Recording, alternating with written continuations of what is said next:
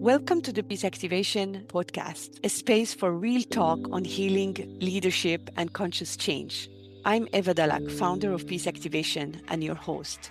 Each episode brings you insights and tools to help you live and lead from a place of inner peace. We explore how healing ourselves can transform how we lead, love, and live, and ripple that peace outward. Tune in, reflect, activate. Welcome to the Peace Activation podcast. Welcome, Haneen. I'm so honored to have you here. Will you introduce yourself to our listeners? We met 2 years ago in a retreat, actually in Greece. It was the first time. And since then, we've been collaborating together. So, Haneen, honored to have you. Thank you, Eva. Thanks for inviting me Yes. for this activation podcast. I'm happy to be here with you. And yes, indeed, we met in Greece 2 years ago. It was also for peace activation training, or like it was kind of a retreat. And I remember it was really powerful and very beautiful to be with you in this space and share and exchange together with the other people in the group. And I'm Haneen. I'm Palestinian from Gaza, born and raised in Gaza, but I am now based in Portugal. And I'm a writer and an activist at heart and poet. And also, I'm a mother of two children. A- And I left Gaza 2018 to be able to kind of create a better life situation for me and for my children. And all this journey since I left Gaza until today, until the genocide that we saw unfolding in the last um, more than 2 years and a half now, is really has been like a long, long journey of working through peace and what it means, the word peace, and what it means to activate peace inside, and what it means to liberate, and how can we hold what we are holding as people, with all the grief and with all this complex reality that is really like devastating beyond words, beyond what the mind can even comprehend. So I feel like it's been like a long, long journey, and to liberate and to activate the peace within and finding the things that can keep us going forward is really have been like a task. And also meeting women, inspiring women like you that have been in this journey for many, many years, and also like from different parts of Palestine, also really makes me feel more connected and me more empowered even. And part of the things that really makes me always think about the word how to activate the inner peace, no? And as long as there's these realities that are happening and folding, the oppression is continuing and the situation on the ground is worsening. We really need to deepen this inner work, because the more of us work on ourselves and bring the heart forward in a polarizing world, that sometimes is not even making sense. How can we make sense of all this trauma and all this pain and all this suffering that is happening by, like you said earlier, by choosing to take responsibility also on ourselves, on our pain, and healing our wounds, and working also with the events that we have no control over. For me, part of this activating the peace or peace activation to understand is like, okay, there's some things that I have control and responsibility over, and some things there's really, really I don't actually have control over. Like the reality that we are encountering right now. And how can we work from also within that place to keep going on this journey, to activate the peace within, but also to continue the journey of activism work to support the liberation for our people, to support our people on the ground. It feels like so crucial at the moment. Yeah, especially with all what's happening on the ground. Like, I speak to people in Gaza every day, and the situation is very dire. The the prices of the food is rising again. The prices of like tents even are rising. Like there's a lot of rash diseases spreading amongst the kids and other children, diseases that are spreading because of the over uh, population, and all people that are in a way in one zone, like there's no space to breathe or to be. And not to mention the bombing that have never stopped even since there was announcement of ceasefire. And also like it's intertwined with this with personal losses, but also the collective losses and the collective pain. So there's even more like determination in a way to continue this work, even though I reached a place that was very, very challenging after I lost my father. May he rest in peace. I couldn't believe in this kind of, that there's a possibility anymore. But I feel like when his spirit passed over, he really gave me strength again to open for life and to connect with life and to connect with the sumud, now the power of our people that we've been carrying through different generations, and how to activate that. For me, activating the piece is like activating the samud inside. Yeah. Thank you. Thank you, Haneen.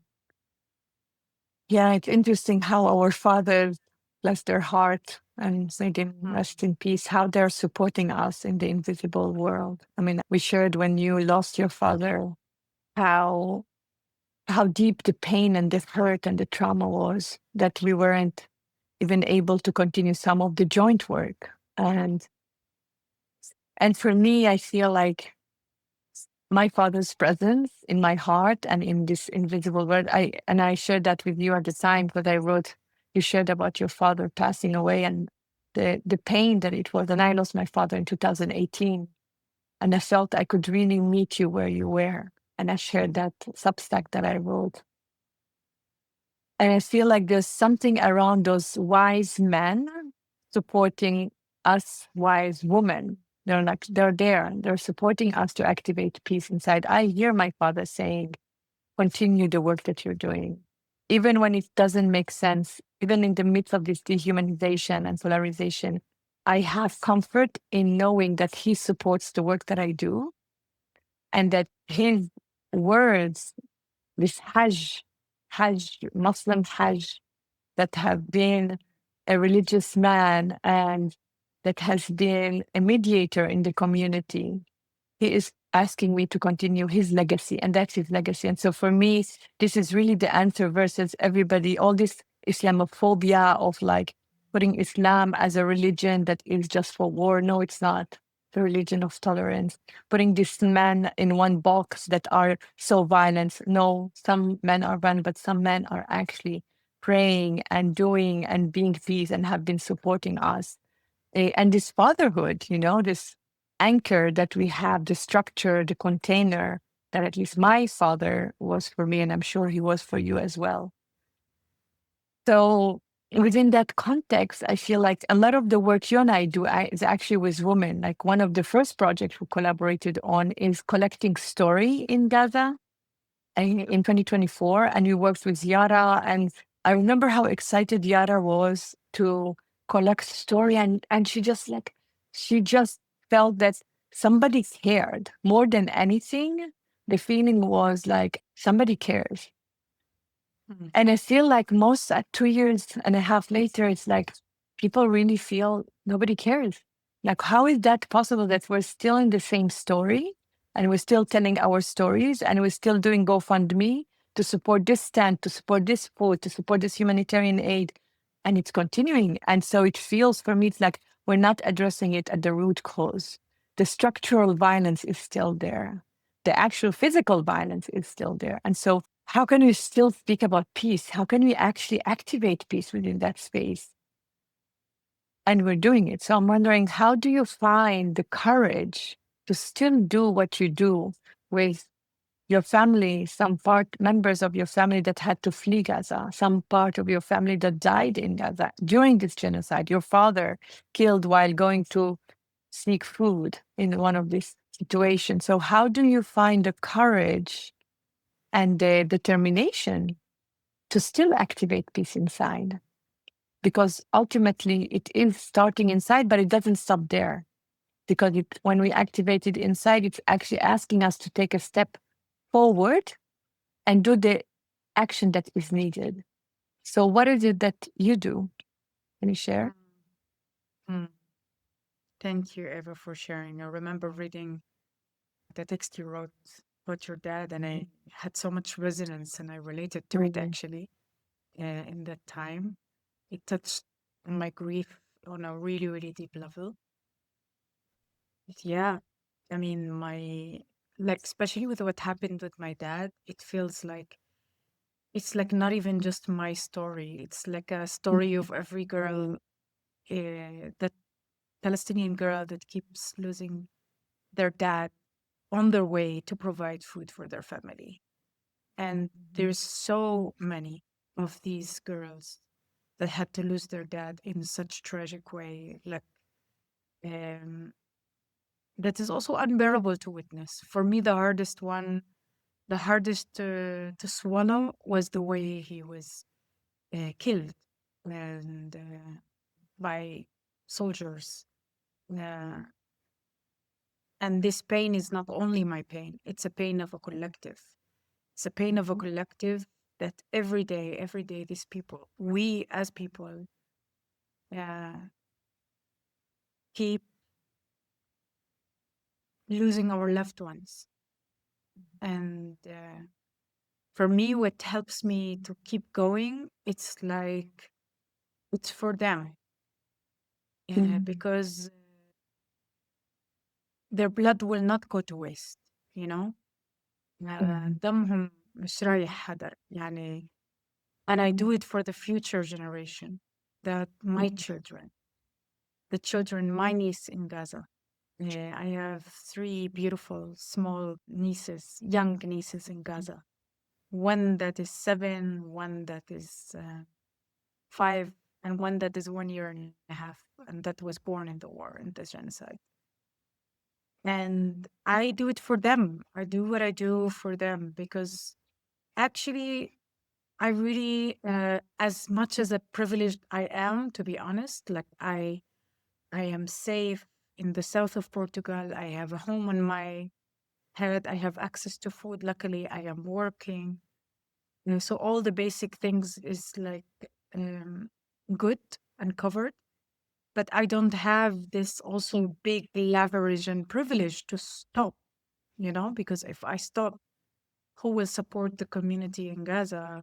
Uh, my community, at least my family and the project I'm supporting, like the Gaza Doctor Initiative.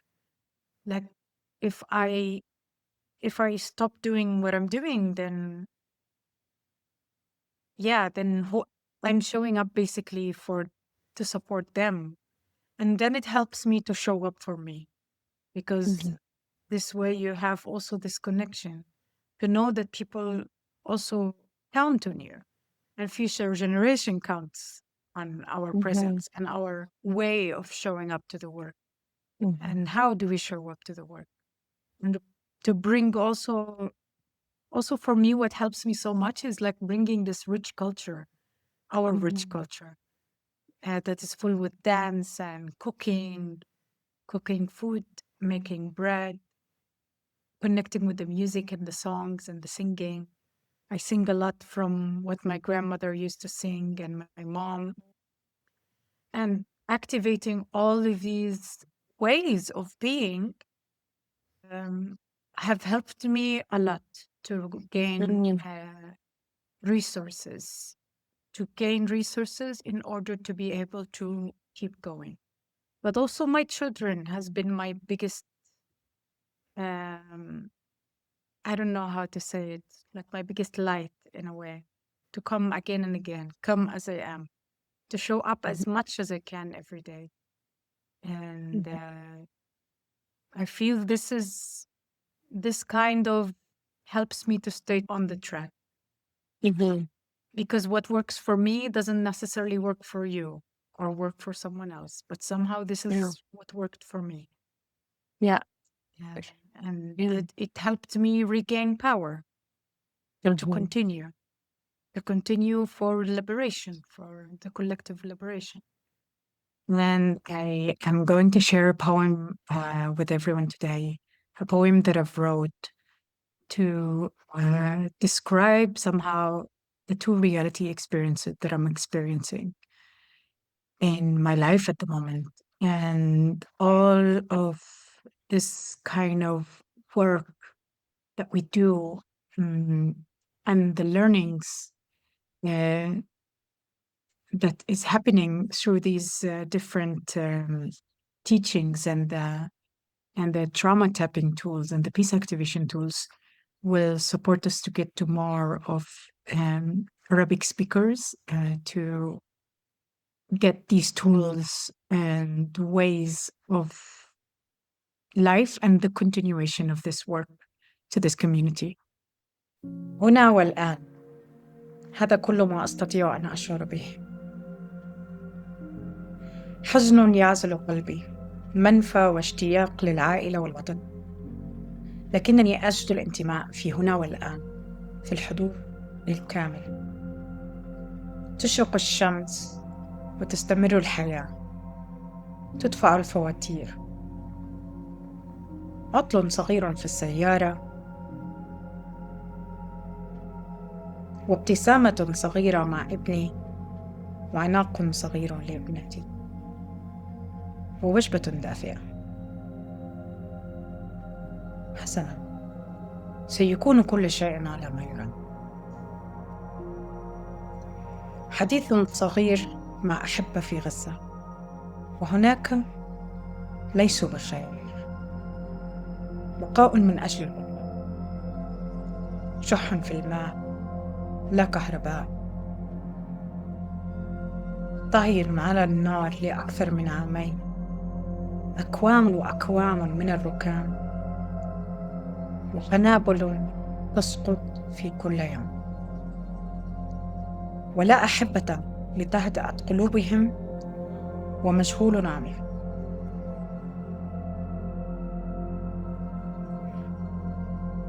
أعود إلى هنا والآن، وأصداء صلوات صامتة. أعود إلى هنا والآن، النار مشتعلة، وأصداء صلوات صامتة.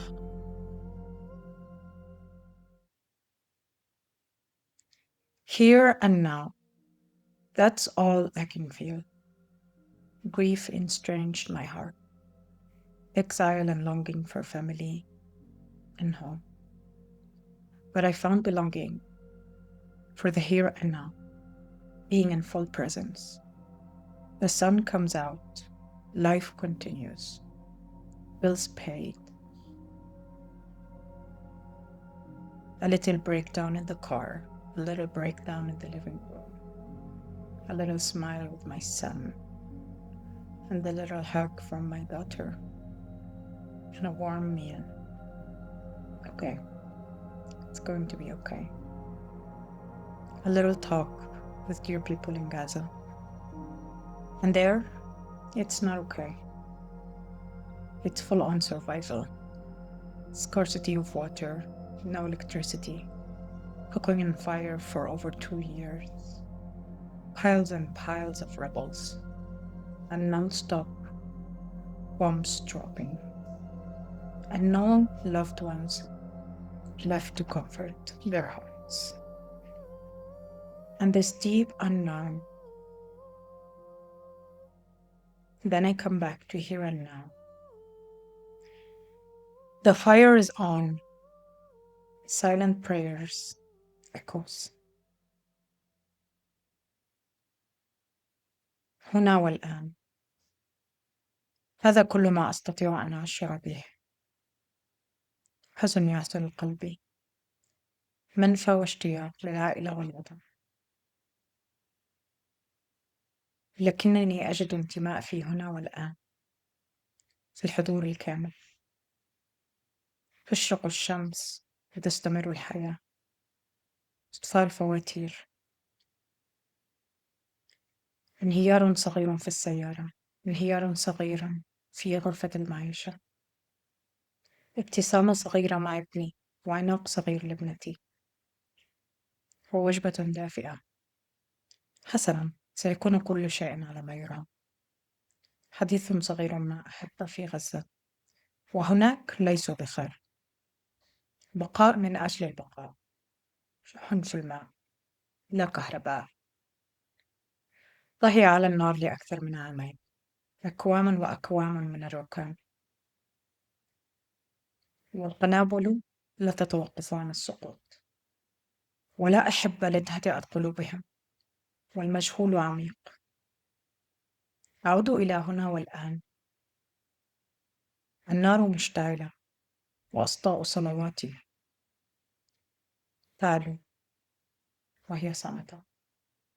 Thank you, Haneen, for sharing your gift. I feel like this is indeed the courage to step up and to show up for our community, for our loved one, for the future generation. This is actually why we're doing the work that we're doing together. We have just collaborated on creating a 7-week course on peace activation in Arabic so that it is more accessible.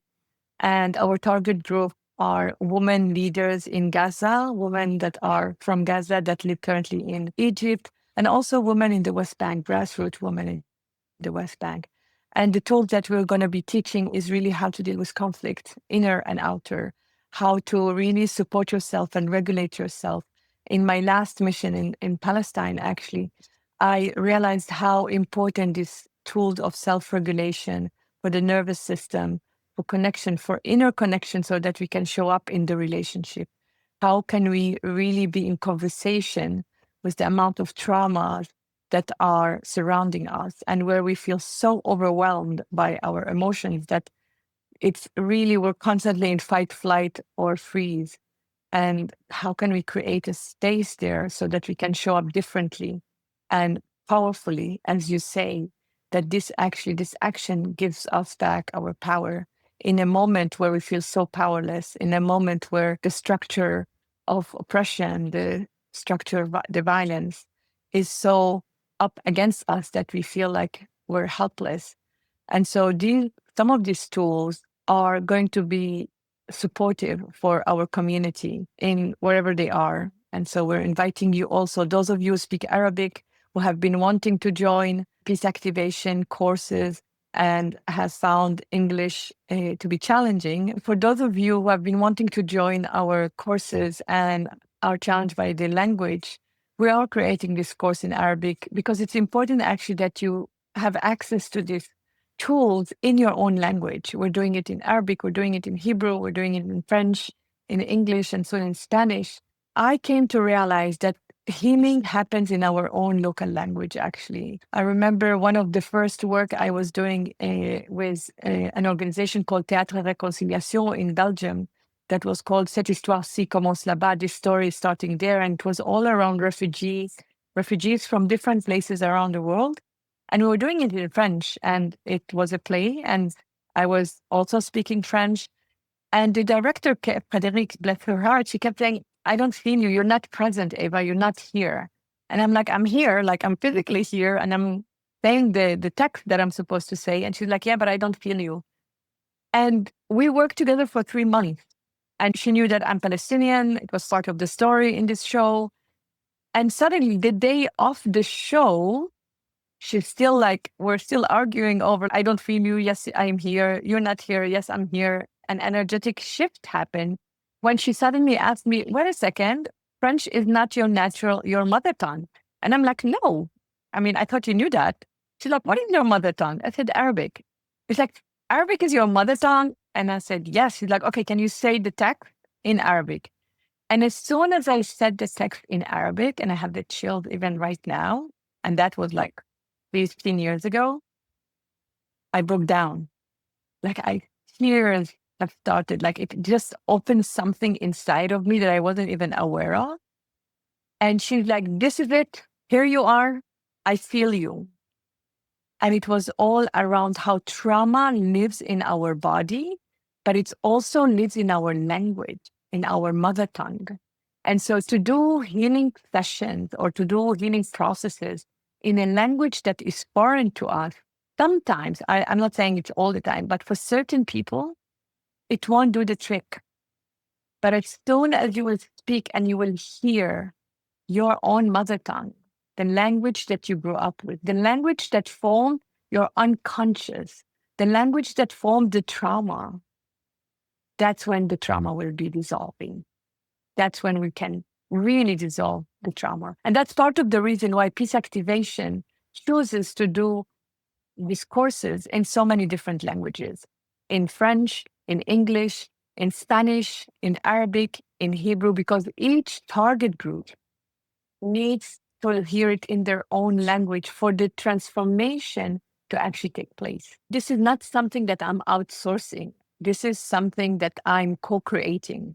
So basically, every time I receive a request from any place in the world saying, I love the course, I'm challenged by the language. I'm like, what language do you speak? And if it's within my capacity, which I speak 5 languages, which are the course languages. And so I co-create them with a local facilitator. And I do that in the language of that person that is wanting to really bring this teaching because they've experienced them and now they want to share them with their community. Haneen have experienced the peace activation training. She's experienced it in Greece 2 years ago in our first retreat. She experienced it in the 7 weeks online when we did that. She experienced it also by working with me. And she wants to bring it now to her Arabic and so community in Egypt. We're even inviting any person that speaks Arabic and that wants to join this course to really join us. And it will be Haneen and I facilitating it, and it will be a mixture between this methodology and really writing and poetry practices that Haneen will add to the peace activation framework. And this is actually what happened with each of these courses in the different languages, is the local facilitator also bring in their own touch. So we have the framework, the container, and the courses and the content, but each of these facilitators are going to design it the way they have been experiencing it.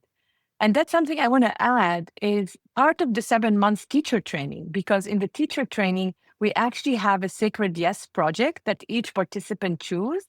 And this Sacred Yes project is their heart desire. It's for some of them is activating peace in their relationship with their partner, for some in their family, for some it's actually activating peace within their community and bringing this teaching to their community. And they are guided in how do they do that within the framework, but also by bringing their own unique geniuses. So if you've been on the fence on taking these courses and bringing this teaching to your community, know that you will be supported. You're entering a community of practice. You're not doing anything alone. You're going to learn and practice in community. And this is one of the gifts that we have at the Peace Activation community, is that we're each sharing our tools, our tips, our challenges, our lessons learned, our best practices, and seeing how it applies differently in each of the contexts. The context in Nigeria that was brought by one of our students is completely different than the context in Palestine by another participant, or in Atlanta, or in Canada, or in Burundi, or in Madagascar. And so it's really important that we see that each of these conflict zones, and also the places that are not in conflict outside, but are in conflict inside, the conflict that we do not name, the conflict with your partner, the conflict with your kids, with your teenagers, which I'm in it, deep in it right now, the conflict with your neighbors, the conflict with the other, any other, whatever that other is, you're going to be supported on a weekly basis on finding and activating peace inside of you. So if you've been on the fences, we have a 7-week course that is going to be completed soon. And we have a 7 days immersion to introduce the peace activation methodology in person, live with Amber Ryan, with Fabrice Renaudin. Please join us and you will get a fresh taste of what it means to activate peace inside out. So Haneen and I just presents our fathers and how important they have been as an anchor in our life.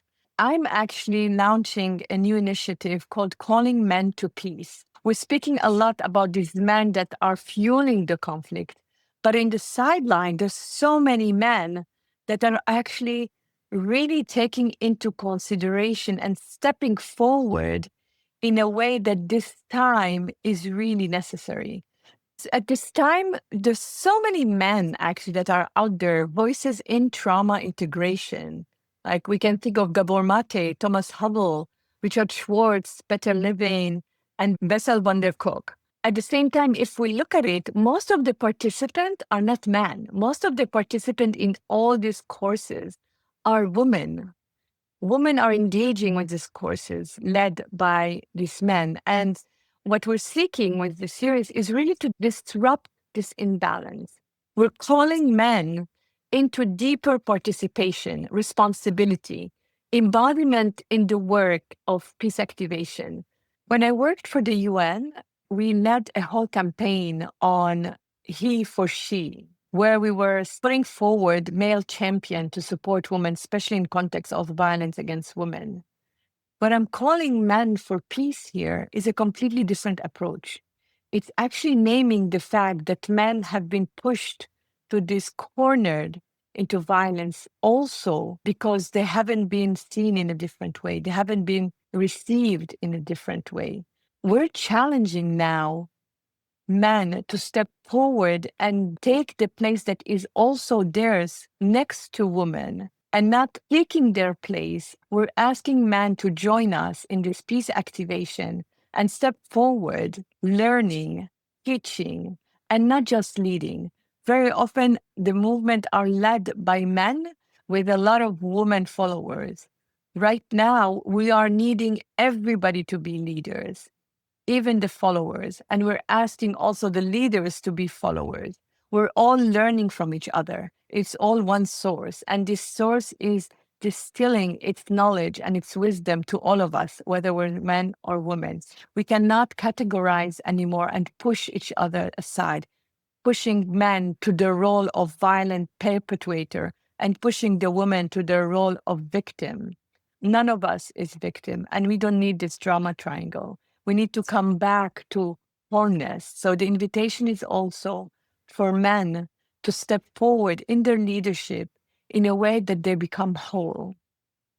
And the way to become whole is to activate peace inside of you and share it with the world. And for this, you need also to join forces with the women and not use women's bodies as the battlefield. It's time to shift that reality. It's time to drop this reality. It's time really to step forward in a whole new humanity. It's time to elevate men to be in their full, authentic expression and not anymore, don't cry, this is for girls, or pushing you to a silence, aggression, or violence. This is part of the reason why Peace Activation is co-founded with my partner, Fabrice Renaudin. This is part of the reason why our deep work is not with the other. It is with each other and it is within us. It is me working with my wounded masculinity, my wounded femininity, just the same as he's working on his wounded masculinity and femininity. And it's only that way for all of us, if we honor this masculinity and this femininity that is within each one of us and stop this battle on gender and this polarization of againstness. It's time. It's time for all of us to be elevated and step forward into our humanity and our humanity as a whole and a harmonious being. Together, we are creating a safe world for men to be whole. We're doing this together, men and women. What we're co-creating right now is a new Earth tribe for the whole of humanity. Thank you, Haneen, for sharing your gifts. Thank you for honoring your voice and bringing your voice in writing, in poetry to our audiences here. We'll put all the information in the show notes. And also check out Haneen's Substack and Haneen's writing. She writes for We Are Not Numbers. She writes many beautiful poems and supportive of this Gaza Doctor Initiative. We'll also put information about that. A beautiful initiative of providing relief, medical relief. So by all means, connect with us, donate for this initiative, donate for a person that would want to join the course and support us, amplify the voices of those people that feel don't have voice. Thank you, Eva, for having me. It was really nice to be with you today. And I look forward for more of our collaborations with the Palestinian community and with the Arab community. Thank you, Haneen. Stay tuned for next episode next week. Thank you for being here, for listening, for feeling, and for holding space with us. If this episode moved you, please support the Peace Activation podcast by subscribing, sharing it with friends, or posting about it online. Every ripple counts. We'll be back next week with another conversation that dives deep into what it truly means to activate peace within and around us. To support the vision behind Peace Activation, visit peaceactivation.org and follow along on social media. You'll find both Peace Activation and me, Eva Dalak, across all platforms. Find all of these links in the show notes. Until next time, may you meet yourself and others with peace.